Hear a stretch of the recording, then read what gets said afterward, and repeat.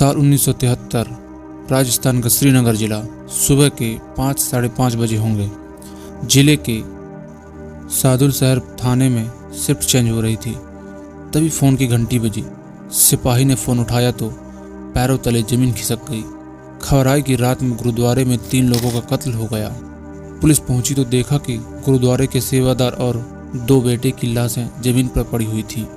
कातिल ने इतनी बेरहमी से उनका कत्ल किया था कि तीनों का खून भी सूख चुका था। पुलिस ने जब ध्यान से तीनों को शव देखा तो पाया कि उनके कान के नीचे किसी भारी चीज से वार किया गया था।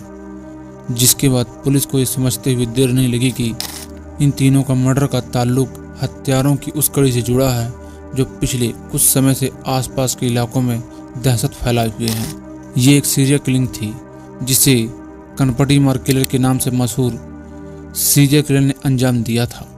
कनपटी नाम से ही पता चल रहा था कि ये लोगों की कनपटी पर वार करके उनकी जान ले लेता था। ये किलर इतना साते था कि ये 10 से ज़्यादा कई जगहों पर लोगों को मौत के घाट उतार चुका था। फिर भी पहचान के नाम पर पुलिस के पास इसकी फोटो या हुलिया तक नहीं था। अपने क्रिमिनल जीवन के दौरान इस किलर ने 70 लोगों की जान ली थी। ये कोई आम किलर नहीं था, ये राजस्थान ही नहीं हिंदुस्तान के सबसे खतरनाक सीरियल किलर कनपटी मार की खौफनाक दास्तान है।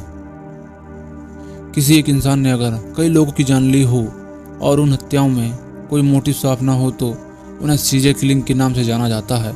ऐसे में किलर्स रैंडम टारगेट्स चुनते हैं और हत्या करते हैं। अधिकतर मामलों में हत्यारों के बीच कोई कॉमन लिंक भी नहीं मिलता, जिसके चलते ये पता नहीं चल पाता कि क्राइम करने का असली मकसद क्या था। कनपटी मार किलर के नाम से मशहूर गैंग के साथ भी कुछ ऐसा ही मामला था। 70 के दशक में जब एक और देश में पाकिस्तान से जंग के बादल घिरे थे, वहीं दूसरी ओर राजस्थान, पंजाब और हरियाणा के इलाकों में खौफ अपने गांव में पसार रहा था। अगर आप उत्तर भारत के किसी ग्रामीण इलाके में से तो मुमकिन है आपको मुंह नोच या चोटी कटवा जैसे शब्द सुने होंगे। मुंह नोचवा या चोटी कटवा रात के अंधेरे में घात लगाकर हमला करने के लिए मशहूर थे। अधिकतर मामलों में ये घटनाएं चोरी और लूटपाट तक ही सीमित थी, पर राजस्थान का कनपटी मार किलर जब तक अपने शिकार की जान नहीं ले लेता तब तक उसको छोड़ता नहीं था। ये किलर रात के अंधेरे में कंबल ओढ़कर धात लगाए रहता था, जिसके कंबल में हथौड़ा छिपा रहता था।